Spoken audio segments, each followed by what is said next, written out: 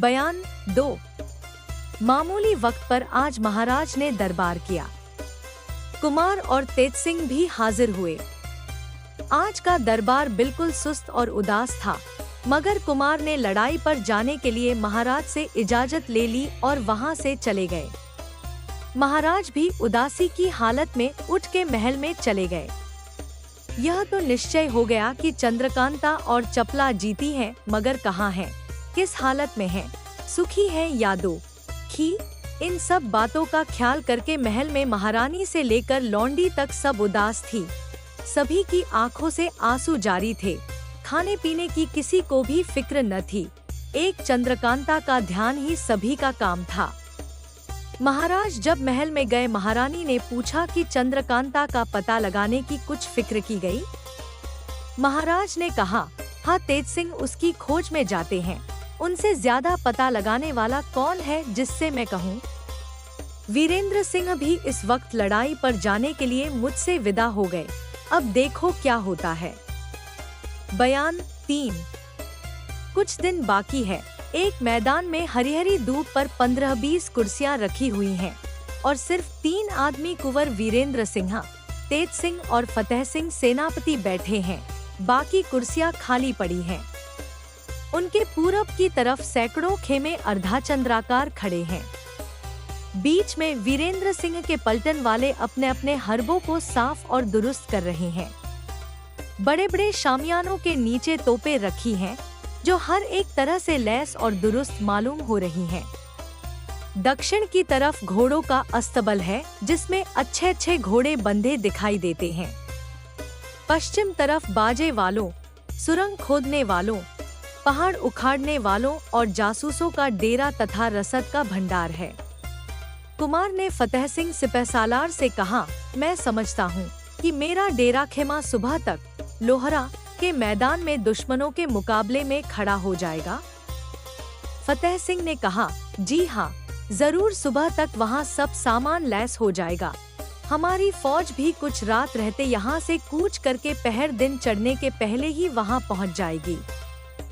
परसों हम लोगों के हौसले दिखाई देंगे। बहुत दिन तक खाली बैठे बैठे तबीयत घबरा गई थी।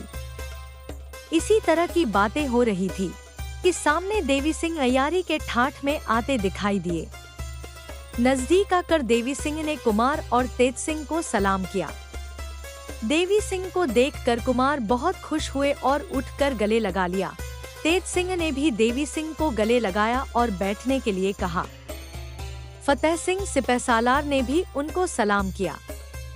जब देवी सिंह बैठ गए, तेज सिंह उनकी तारीफ करने लगे। कुमार ने पूछा, कहो देवी सिंह, तुमने यहाँ आकर क्या क्या किया?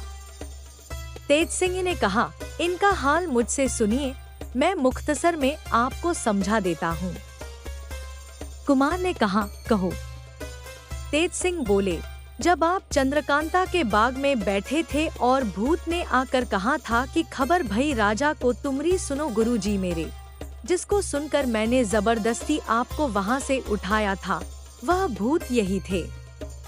नौगढ़ में भी इन्होंने जाकर क्रूर सिंह के चुनारगढ़ जाने और अय्यारों को संग लाने की खबर खंजरी बजा कर दी थी। जब चंद्रकांता के मरने का गम महल में छाया हुआ था और आप बेहोश पड़े थे, तब भी इन्हीं ने चंद्रकांता और चपला के जीते रहने की खबर मुझको दी थी। तब मैंने उठकर लाश पहचानी नहीं होती तो पूरे घर का ही नाश हो चुका था। इतना काम इन्होंने किया। इन्हीं को बुलाने के वास्ते मैंने सुबह मुनादी करवाई थी, क्योंकि इनका कोई ठिकाना तो था ही नहीं। यह सुनकर कुमार ने देवी सिंह की पीठ ठोंकी और बोले, शाबाश, किस मुंह से तारीफ करें, 2 घर तुमने बचाए। देवी सिंह ने कहा, मैं किस लायक हूँ जो आप इतनी तारीफ करते हैं? तारीफ सब कामों से निश्चिंत होकर कीजिएगा। इस वक्त चंद्रकांता को छुड़ाने की फिक्र करनी चाहिए। अगर देर होगी तो न जाने उनकी जान पर क्या आ बने। सिवाय इसके इस बात का भी ख्याल रखना चाहिए कि अगर हम लोग बिल्कुल चंद्रकांता ही की खोज में लीन हो जाएंगे तो महाराज की लड़ाई का नतीजा बुरा हो जाएगा। यह सुन कुमार ने पूछा, देवी सिंह, यह तो बताओ चंद्रकांता कहाँ है? उसको कौन ले गया? देवी सिंह ने जवाब दिया कि यह तो नहीं मालूम कि चंद्रकांता कहाँ है। हाँ, इतना जानता हूँ कि नाजिम और बद्रीनाथ मिलकर कुमारी और चपला को ले गए, पता लगाने से लग ही जाएगा। तेज सिंह ने कहा, अब तो दुश्मन के सब अय्यार छूट गए, वे सब मिलकर 9 हैं और हम 2 ही आदमी ठहरे। चाहे चंद्रकांता और चपला को खोजें, चाहे फौज में रहकर कुमार की हिफाजत करें, बड़ी मुश्किल है। देवी सिंह ने कहा, कोई मुश्किल नहीं है, सब काम हो जाएगा, देखिए तो सही। अब पहले हमको शिवदत्त के मुकाबले में चलना चाहिए, उसी जगह से कुमारी के छुड़ाने की फिक्र की जाएगी। तेज सिंह ने कहा, हम लोग महाराज से विदा हो आए हैं, कुछ रात रहते यहाँ से पड़ाव उठेगा, पेश खेमा जा चुका है। आधी रात तक ये लोग आपस में बातचीत करते रहे। इसके बाद कुमार उठकर अपने खेमे में चले गए। कुमार के बगल में तेज सिंह का खेमा था, जिसमें देवी सिंह और तेज सिंह दोनों ने आराम किया। चारों तरफ फौज का पहरा फिरने लगा, गश्त की आवाज आने लगी। थोड़ी रात बाकी थी कि एक छोटी तोप की आवाज हुई। कुछ देर बाद बाजा बजने लगा, कूच की तैयारी हुई और धीरे धीरे फौज चल पड़ी। जब सब फौज जा चुकी, पीछे एक हाथी पर कुमार सवार हुए जिन्हें चारों तरफ से बहुत से सवार घेरे हुए थे। तेज सिंह और देवी सिंह अपने अय्यारी के सामान से सजे हुए कभी आगे, कभी पीछे, कभी साथ पैदल चले जाते थे। पहर दिन चढ़े कुंवर वीरेंद्र सिंह का लश्कर शिवदत्त सिंह की फौज के मुकाबले में जा पहुंचा, जहां पहले से महाराज जय सिंह की फौज डेरा जमाए हुए थी। लड़ाई बंद थी और मुसलमान सब मारे जा चुके थे। खेमा डेरा पहले ही से खड़ा था, कायदे के साथ पलटनों का पड़ाव पड़ा। जब सब इंतजाम हो चुका, कुंवर वीरेंद्र सिंह ने अपने खेमे में कचहरी की और मीर मुंशी को हुक्म दिया, एक खत शिवदत्त को लिखो कि मालूम होता है आजकल तुम्हारे मिजाम में गर्मी आ गई है, जो बैठे बैठाए एक नालायक क्रूर के भड़काने पर महाराज जय सिंह से लड़ाई ठान ली है। यह भी मालूम हो गया कि तुम्हारे अय्यार चंद्रकांता और चपला को चुरा लाए हैं, सो बेहतर है कि चंद्रकांता और चपला को इज्जत के साथ महाराज जय सिंह के पास भेज दो और तुम वापस जाओ, नहीं तो पछताओगे। जिस वक्त हमारे बहादुरों की तलवारें मैदान में चमकेंगी, भागते राह न मिलेगी। बमूजिम हुक्म के मीर मुंशी ने खत लिखकर तैयार की। कुमार ने कहा, यह खत कौन ले जाएगा? यह सुन देवी सिंह सामने हाथ जोड़कर बोले, मुझको इजाजत मिले कि इस खत को ले जाऊं, क्योंकि शिवदत्त सिंह से बातचीत करने की मेरे मन में बड़ी लालसा है। कुमार ने कहा, इतनी बड़ी फौज में तुम्हारा अकेला जाना अच्छा नहीं है। तेज सिंह ने कहा, कोई हर्ज नहीं, जाने दीजिए। आखिर कुमार ने अपनी कमर से खंजर निकाल कर दिया, जिसे देवी सिंह ने लेकर सलाम किया। खत बटुए में रख ली और तेज सिंह के चरण छूकर रवाना हुए। महाराज शिवदत्त सिंह के पलटन वालों में कोई भी देवी सिंह को नहीं पहचानता था। दूर से इन्होंने देखा कि बड़ा सा कारचोबी खेमा खड़ा है। समझ गए कि यही महाराज का खेमा है। सीधे धड़धड़ाते हुए खेमे के दरवाजे पर पहुँचे और पहरे वालों से कहा, अपने राजा को जाकर खबर करो कि कुंवर वीरेंद्र सिंह का एक अय्यार खत लेकर आया है, जाओ जल्दी जाओ। सुनते ही प्यादा दौड़ा गया और महाराज शिवदत्त से इस बात की खबर की। उन्होंने हुक्म दिया, आने दो।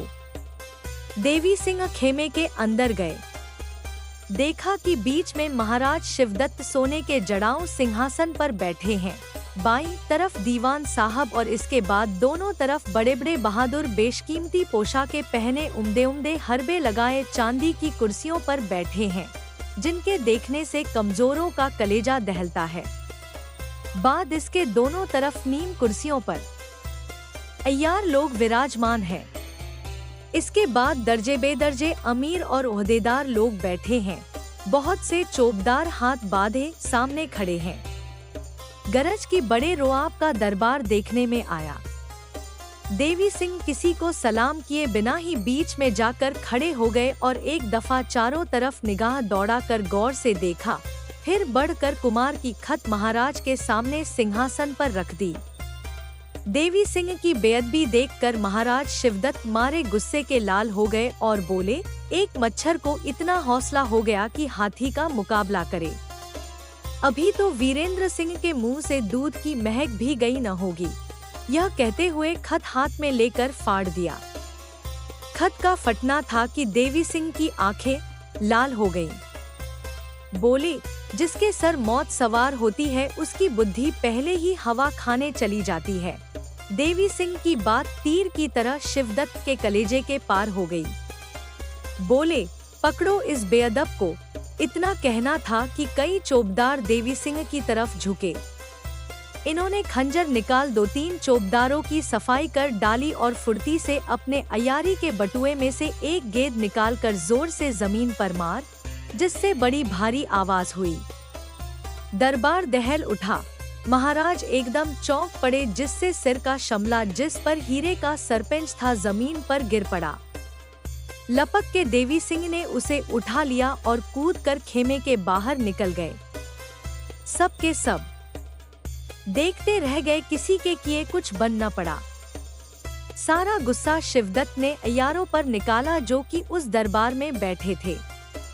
कहा, लानत है तुम लोगों की अय्यारी पर, जो तुम लोगों के देखते दुश्मन का एक अदना अय्यार हमारी बेइज्जती कर जाए।